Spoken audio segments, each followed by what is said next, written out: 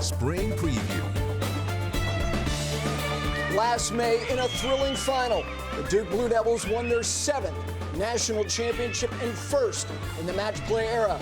Duke downed ACC rival Wake Forest in extra holes to win. And on the men's side, it was the Stanford Cardinal taking home the national title for the 9th time and their first since 2007.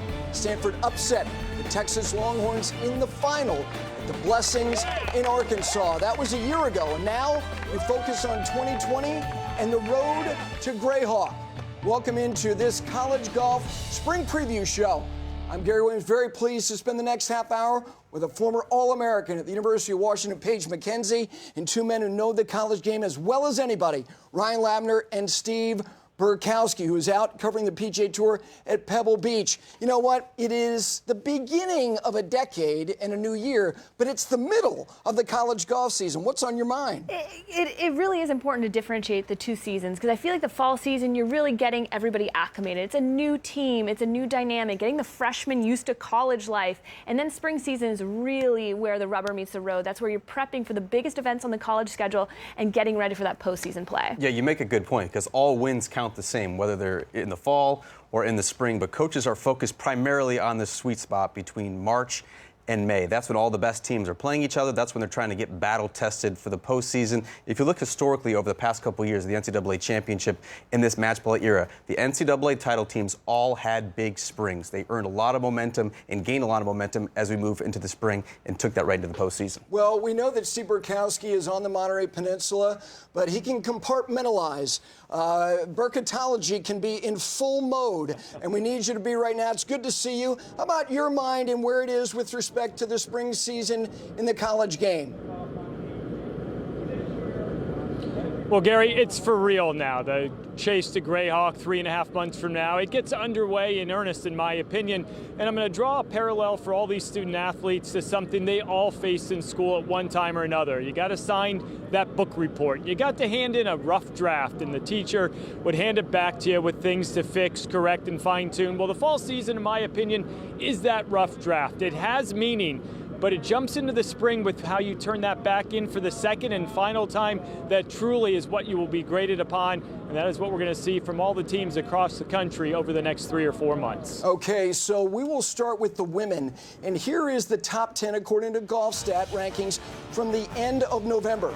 Texas starts 2020 in the top spot. The Longhorns were the top seed entering match play at the Blessings, but lost in the first round.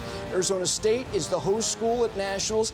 Kent State continues its great run of the last few years. New coach Lisa Strom just led the Flashes to their 4th win of the season yesterday. Let's hear from the top 3 teams. I've got a really good team right now. Expectations, I don't really put those out there very much. We take one tournament at a time. We always start from zero, and we try to win every time we tee it up, no matter what that tournament is. The leadership we have from our seniors that are in the lineup each week, and then the younger players coming in. We've had a great season so far. Just truly a testament to the amount of time that they've spent working on their own, as well as buying into new leadership. They've had tremendous experience in the past, and I don't see that slowing down anytime. I don't know that it's as much about my expectations as it is about theirs and what they believe that they can do, because to me that's the most important thing possible. And this team has a very strong belief system that that they can accomplish some great things together. So I'm really looking forward to the spring. It's going to be really exciting. All right, Paige, let's walk through the spring season. Take a look at some of these key dates on the road to Greyhawk starting right here in February. It's a big event. Northrop Grumman, a lot of the top Pac-12 teams will be there. This one of the strongest conferences in the country. Moving into March, you get the Darius Rucker Intercollegiate. You're going to have that matchup, that Duke-Wake Forest matchup. Once again, both teams will be playing in that event.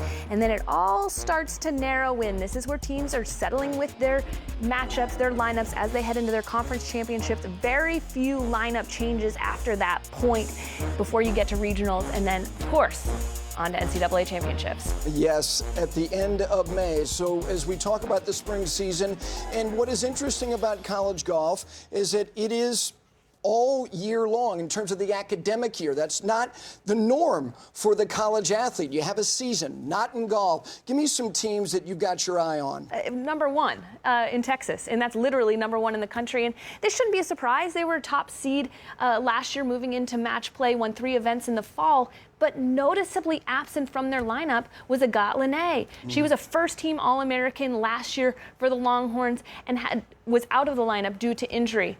In her place, though, they were able to fill with a freshman that led the team in scoring average so far in the fall season. So definitely some depth and strength in that Texas team. To me, the most intriguing story, though, is Kent State. To have that kind of leadership change. We've seen Kent State continue to be a program that was always at nationals, not one of the top strong conferences that they compete out of. But Lisa Strom has been able to kind of fill the gaps. She's been able to mold her personality to suit the team. She told me a story where they won one of their events in the fall. She got very excited. The team was very calm, and she realized this is a business trip for them. And so very serious, very focused Kent State team. We're used to seeing Kent State and Texas in match play portion of the NCAA championship, and the same is true for Wake Forest, which is the team that I'm keeping my eye on as we begin this spring season. Look at what they did in the fall. 3 wins and a second-place finish. Swing Liu and Rachel Keenan were certainly revelations, but the most encouraging thing to me, Gary, was the fact that they were able to accomplish all that without their star player. Yeah. And that was Amelia Miliaccio. She is the highest-ranked American in the world rankings, 1 through 5. This team is very dangerous. Last year, they came up just short to Duke in the NCAA championship. To me, this is a better team than the Blue Devils this year. I think they are the team to beat, even though they are going to have that challenge of going up to Scottsdale. But, Burko, what do you have your eye on? Well, Lavner, don't give it to Wake Forest quite yet. There are plenty of other teams across the country gunning for that national title as well. And I'm going to look at a couple of teams from the state of Arizona. Arizona State and the Arizona Wildcats, both ranked in the top 10 after the fall season was done. And they're teams that recently won national titles. ASU 3 years ago, Arizona 2 years ago at Carson Creek in Stillwater, Oklahoma. And I am always intrigued when a program and a team wins a national championship. How do they build upon that success? That is the pinnacle. That is the peak of college golf. And let me tell you, the Sun Devils and Wildcats, they really have not missed a beat. They're led by 2 coaches in Missy Farkay and Laura Ianello, who are at their alma maters that have won national championships, not only as a coach, but as a player as well. I think that can go a long way when they are recruiting. And let's be honest, Arizona State is hosting at Greyhawk. Both teams are very familiar with desert golf. A couple of those from the Pac-12 I got my eye on throughout the course of this spring season. Well, like you said, look, if you're going to win a national championship, you got to have depth, but you better have a star player. So let's take a look at the way too early Annika award watch list. A reminder, because there's so much golf remaining to be played in the spring. But Paige, what stands out amongst this group? How about 3 of the 5 are freshmen? We've seen freshmen make big impacts on their team, but these freshmen making big impacts on the world of college golf.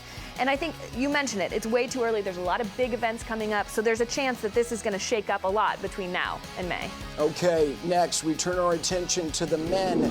3 years ago, it was the Oklahoma Sooners that won it all. Are the top-ranked Sooners primed to win it all again? We'll tackle that and more as the College Golf Spring Preview continues after this. College Golf Spring Preview is brought to you by Topgolf. Go out swinging.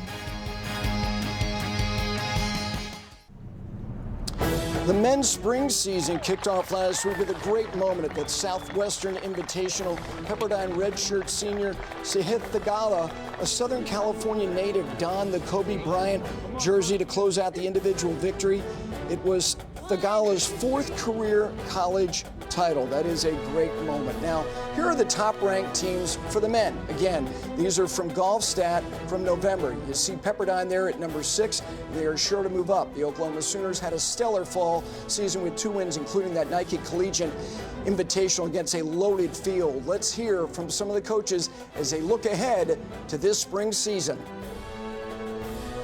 We've got some really nice leadership right now. We have some depth and just kind of looking forward to getting these guys better and seeing what the spring can hold for us.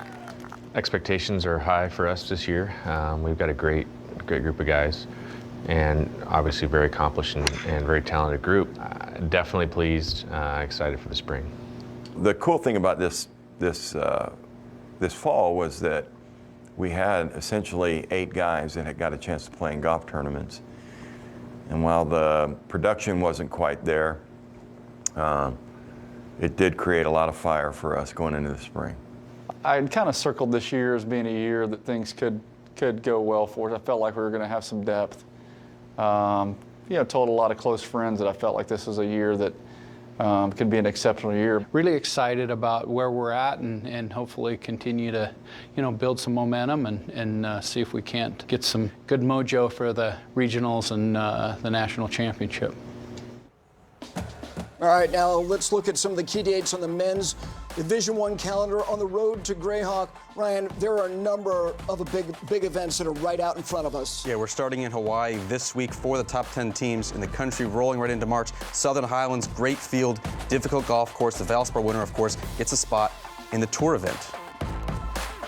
In April, the Western Intercollegiate, of course, is on our air immediately following the Masters, and this conference championship season. Interesting this year, Gary, the ACC championship has gone to match play. And as we move into May, this is the real postseason. All eyes on regionals. The top 5 teams at those regional sites make it to nationals in Scottsdale. Yeah, there's a TV term called touching camera for us fragile souls that do this. These college kids are touching television cameras more during their seasons, which I think does help them as they get toward the NCAAs. So as we look ahead, Berko, let's start with you. And when you look at the top 10, define the current top 10 for me.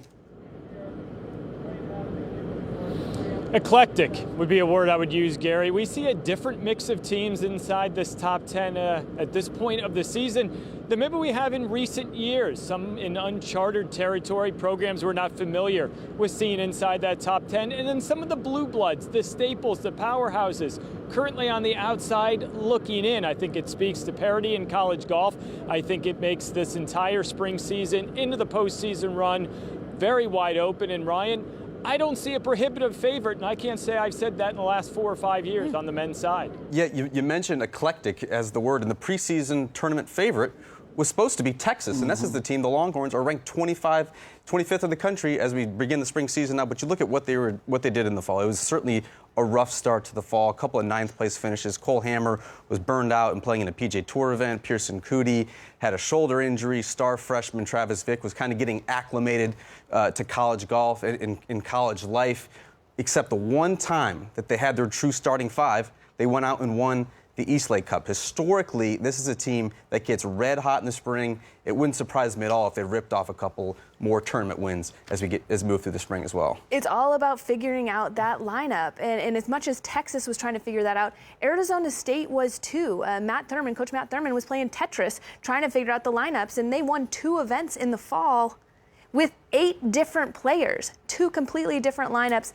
And when I spoke with him today, he was looking forward to the spring, but also knew that there were still going to be lineup challenges. He's got a player that's going to be playing in the Arnold Palmer Invitational. He has another player that's going to be playing Canadian Tour Q School. So the demands on these student athletes are more than just the college season, which can create a ripple effect trying to figure out those lineups as they head into those conference championships. And when you're 7 or 8 deep, that inner competition really tends to make others better. It makes for a headache for Matt Thurman, but big picture, it's a great thing for the team to have that competition. You know, it's interesting that you bring up these other opportunities for these college kids. We'll speak to another one as we look at the Haskins Award watch list given to the top player in the men's college game. Now, John Augenstein, I know he's looking forward to the spring. You want to know why? Because it's his last spring of college golf, Ryan, but he also has a week at Augusta National included in that. Yeah, it's the U.S. Amateur runner-up. Always gets a spot in the Masters. Sandy Scott as well was a Walker Cupper. Those are a couple of heralded players. But just as notable to me is who isn't on this list. Not on this list right now, Cole Hammer. No John Pack. No Chun-An Yu. That leads me to believe this is all up for grabs this spring. There's no prohibitive favorite, just like there is on the team side. Very much true on the individual side as well. Well, when we continue, mid-season departures continue to change the women's game, including these 2 All-Americans from Stanford. And we'll talk with Ann Walker, coach of the Cardinal, who will assess how she will tackle the spring without 2 of her best players as we continue on the College Golf Spring Preview right after this.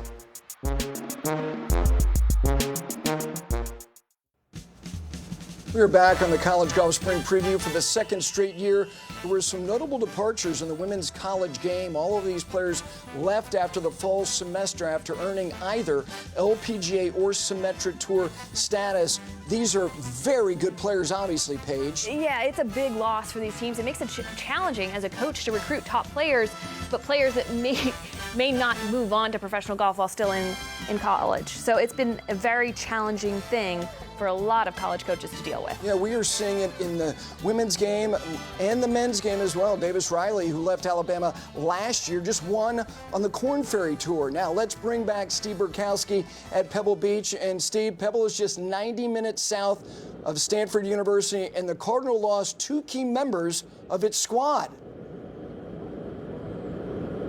Yeah, they certainly did, Gary. You look at the Cardinal, they finished the fall ranked 6th in the country, certainly one of the favorites to win a national championship this spring, but their team dynamic's going to look a whole lot different here in 2020. I caught up with Ann Walker, the head coach of the Stanford women's golf program, yesterday here at Pebble Beach when she spoke about the departures of Albin Valenzuela and Andrea Lee, as well as the outlook for the team she has moving ahead this spring. During the fall, they only played one event with us, and then they went off to Q School. So we didn't speak too much about it because I think, like anything, you want to stay really present and focused when you're trying to do well in an event. Afterwards, though, they were very forthright. Both of them came to my office. We chatted directly, and it was a no-brainer for both of them. They're ready. They've been top players in the world for a long time, and with the opportunity that lies ahead, I feel like they made the right move. Losing them on your roster, what kind of impact is that for the Cardinal moving forward? I think it's huge. I mean, like I said, 2 of the top 3 players in the world, you don't replace those very easily. Maybe this year, maybe next year, maybe any year. It was so fortunate to be in that position. So they're going to be sorely missed. But like I said, they did only play one event. And as a group, we've just we look at this as a new season, a new team, and we're taking it one day at a time right now, but we're certainly not being held back by it. With a change like this, how does this impact how you approach your coaching style with the group that you do have? We're excited. We still have great players in our roster. Right now we have the number 1 player in the country in Angelina Yee. We have another top player, Nalene Crowder, who's got an incredible amount of experience from last year. Emily Wong, who's played all 4 years for us in postseason. And then you continue down our roster with Mika Liu, Brooke Say, Calissa Reyes, Kelsey. We have lots of great talent there and great depth. So I think we're still focused on the same goal, and that's to try to, in May, be ready to compete with the best. And how do you get them to be competitive, especially come postseason? I don't have to do much. This group's very competitive, and I think that given the loss of Andrea and Albin, I think they're excited about the opportunity to step up and embrace the challenge. That's what it is. It's a big challenge. It's adversity, but I think they're excited about what lies ahead. A year ago, the Alabama women's golf program lost their top 2 players, and they went from what I believe was the very best team in the country to not even qualifying for the NCAA championships as a team. Fast forward a year, Stanford in a very similar spot. I did not believe that the situation is as dire as the Crimson Tide faced a year ago, Gary, but we will have to wait and see. As Ann Walker told me yesterday, you just heard from her, you do not replace 2 of the top players in the world overnight. Burko, thanks very much. Albin and Andrea won't be at Greyhawk in May, but who will be? We will look ahead to the national championships up next on the College Golf Spring Preview. College Golf Spring Preview is brought to you by Topgolf. Go out swinging.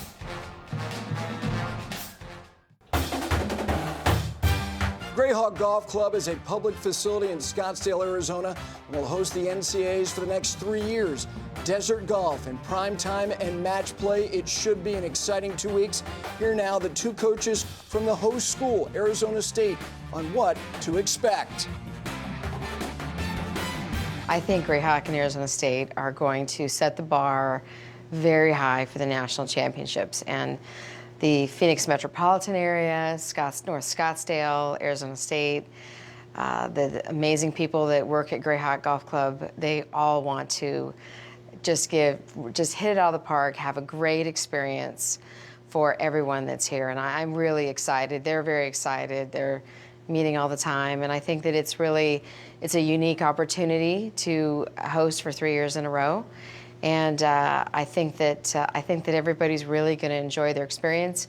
Raptor is a great golf course, and I think it's a great championship golf course. So I think it's going to be really exciting.